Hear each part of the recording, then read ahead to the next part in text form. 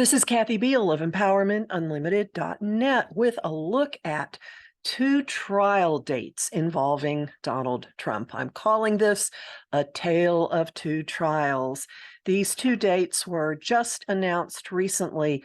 One is the federal defamation trial, a civil trial that Jean Carroll has going, and the other is the federal prosecution of 37 counts of espionage and obstruction of justice involving documents that were retained after leaving the White House.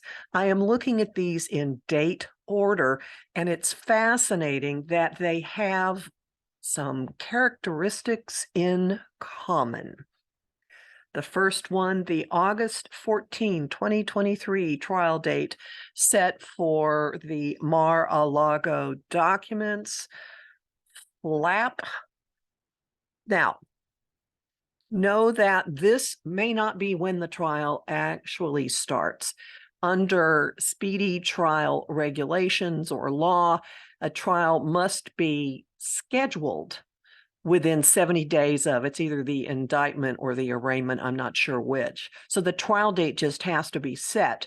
And we know that there is someone who is the master of delay, delay, delay. So it's possible the trial will not actually start on this date, but nonetheless, something significant is going to happen given some of the characteristics of this chart. I want to point a few things out to you. Notice that, okay, Trump's chart is in the center wheel. The transits for the morning of August 14 are in the outer wheel.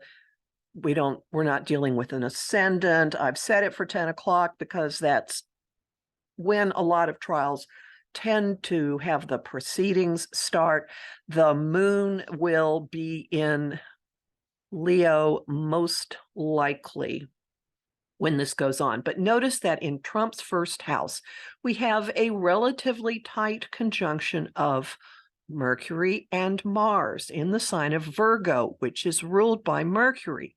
Mercury dealing with papers, Mars dealing with handling, actions, or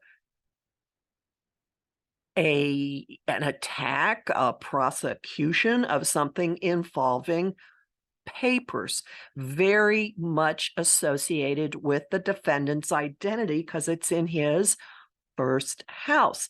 And if you'll notice that 21-degree Virgo does something quite delicious. It pulls in Trump's full moon nodal opposition. He's got the sun at 22 Virgo conjunct a 20-degree north node. I'm sorry, the sun at 22 Gemini, which is ruled by Mercury, and his moon is at 21 Sagittarius conjunct the south node. This is a T-square. It is a dynamic configuration that's putting all the pressure on that Mercury-Mars conjunction in the first house. There will be something going on, forcing action against him, on him, having to do with this, and pulling in the sun and the moon, with that moon in Sagittarius, in the house that deals with his residence, which is where these papers were, and in a sign that deals with the law, the government, they are governmental papers, and also international matters. Something big is going to be happening at this trial date. But there is something else I want to point out. Now, Neptune in recent years has been forming a T-square to that sun and moon opposition. It's a little bit far afield to bring it into the situation right now, but it's also just moved out of trine or a really easy flow to the signature for Trump's business and money, which is Saturn and Venus in Cancer in the 11th house of group association. So this is the Trump organization. It has to do with his family. It has to do with Congress, Neptune being part of that. There's been obfuscation. Neptune's in the 8th house of other people's money. There may be an element coming into this particular trial of who paid to see those documents. And this may also pull relatives of the defendants into the situation. Also note, should have brought this up earlier, the sun illuminating what's been going on in the background. Actually, the sun and Venus, money planet, is exactly trying that moon in Sagittarius, and it is sextile or an opportunity aspect to the sun and the north node. Light being shed on whatever has been going on out in public and at home. I'm sure those of you who are conversant in astrology can spend a long time looking at this for more, but for right now, let's just head to the January trial date for E. Jean Carroll's defamation case.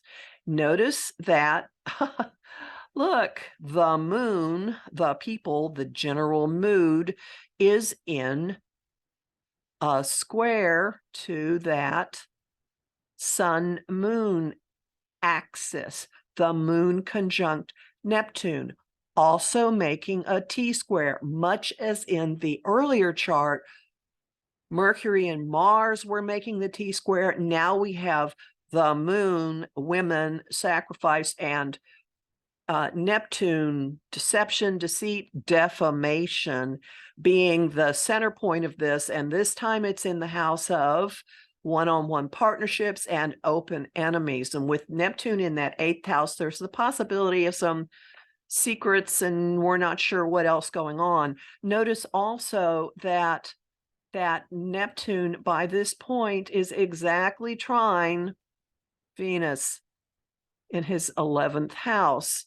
So this could really up the amount of money that could be coming to the plaintiff in this situation.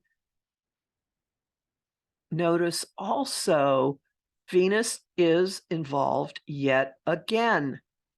Venus, this time in Sagittarius, legal matters, Venus the huntress, the fighter mode, right smack on top of his south node and his moon. South node is an indicator of default behavior. It's what you do when you get under pressure. What does this man do? He doubles down. What did this man do? The night of E. Jean Carroll's first $5 million verdict against him for sexual assault, he went on to CNN and he defamed her again. And she was allowed to amend her lawsuit to bring it into this as well. So this is another indicator of that. He's on his home turf. This is, he doesn't live in New York anymore, but it's his home turf. It's where he's from. It's where he made his name. And that Venus is in a trine, kind of wide, but it's there.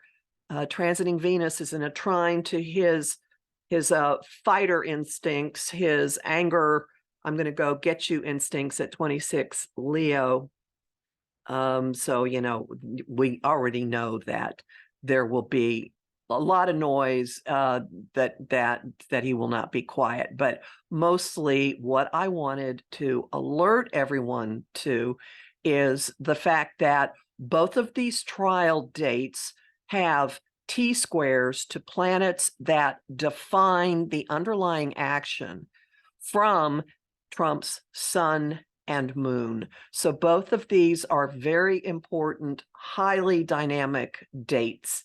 We'll just have to wait and see what happens.